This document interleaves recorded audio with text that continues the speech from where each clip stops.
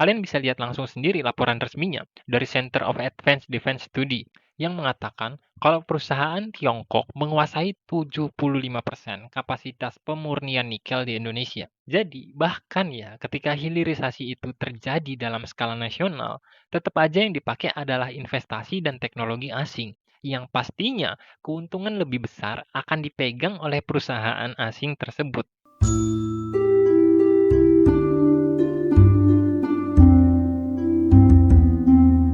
Hilirisasi adalah kata ajaib yang entah kenapa sering banget diulang-ulang oleh wakil presiden kita, Bapak Gibran Raka Buming Raka. Banyak dari kita yang mungkin bisa dibilang udah cukup bosen ya mendengar kata itu. Karena di satu sisi, bahasa itu ya masih asing untuk orang-orang awam kayak kita. Di sisi yang lain, kita nggak tahu progres atau perkembangan dari program tersebut udah sampai mana gitu. Tapi entah kenapa Bapak Wakil Presiden kita seolah nggak peduli dengan kenyataan itu dan terus-menerus membicarakan hilirisasi, bahkan sampai buat 3 part video di YouTube. Seolah-olah semua masalah yang ada di Indonesia, jalan keluarnya ya cuman hilirisasi itu doang. Tapi ya kalau kita memang sejenak mau objektif nih membaca kenyataan yang ada, kita memang harus mengakui bahwa Indonesia membutuhkan hilirisasi itu. Indonesia memang nggak bisa selamanya bergantung sama produk mentah yang berasal dari sumber daya kita. Makanya kita harus mampu untuk mengembangkan hasil alam tersebut untuk menjadi produk terbarukan atau produk pengembangan dari hasil alam sebelumnya. Kurang lebih arti hilirisasi adalah itu. Pertanyaannya, selain main bola ngelawan tim Muhammadiyah, Bapak Wakil Presiden kita udah ngapain aja? Karena kalau kita lihat penjelasan Pak Wapres di channel YouTube-nya, beliau mengatakan kalau percepatan hilirisasi seolah cuma bisa diwujudkan dengan investasi dan kemajuan teknologi. Karena untuk mewujudkan hilirisasi, kita butuh investasi dan teknologi. Apakah benar kayak gitu? Well, jawabannya ya tentu enggak. Karena hilirisasi faktanya bisa juga dikerjakan oleh masyarakat secara mandiri yang diberi edukasi maupun akses untuk menjalankan program tersebut.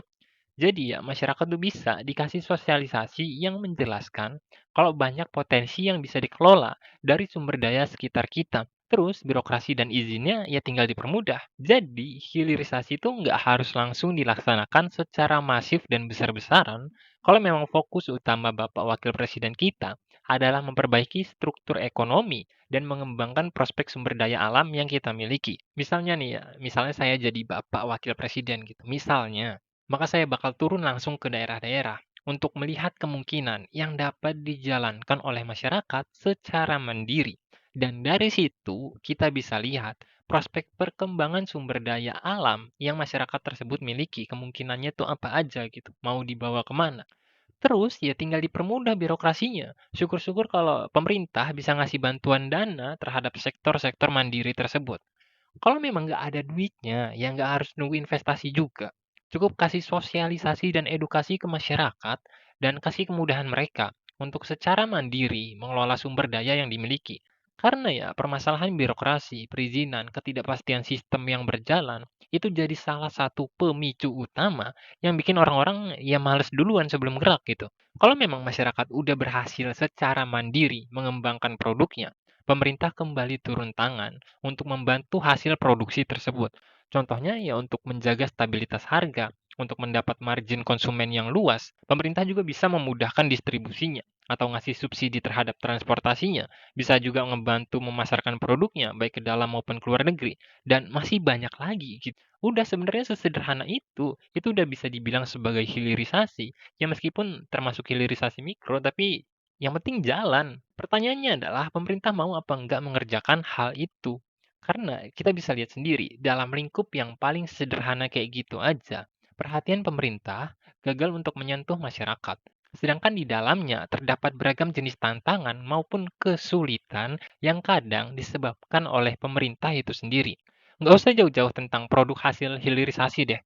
Rata-rata petani aja justru lebih memilih buat jual gabahnya ke tengkulak, bahkan dengan harga yang notabene lebih murah dibanding menjual ke pemerintah dengan program Bulog.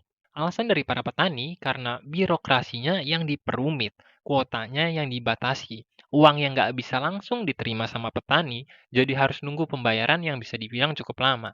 Dan gagal hadirnya Bulog ke tengah-tengah petani itu sendiri. Jadi, kalau mau ngirim ke gudang Bulog, petani mau nggak mau harus bayar uang mobil, uang kuli, direpotkan dengan birokrasi yang ada. Ya wajar aja kalau banyak petani yang milih jual ke tengkulak, karena tengkulak langsung hadir di tengah-tengah mereka. Membayar secara langsung, nggak diribetin sama biaya transportasi atau birokrasi yang ribet gitu. Sekarang bayangin, kalau dalam konteks paling sederhana kayak gabah itu aja, pemerintah gagal untuk hadir atau bahkan menyulitkan masyarakat itu sendiri dengan birokrasi dan prosedur yang ada, gimana nanti ketika proses dan hasil dari program hilirisasi itu benar-benar berjalan? Makanya kalau memang mengharapkan masyarakat itu objektif, maka di satu sisi kita memang mengakui program hilirisasi itu sangat amat penting.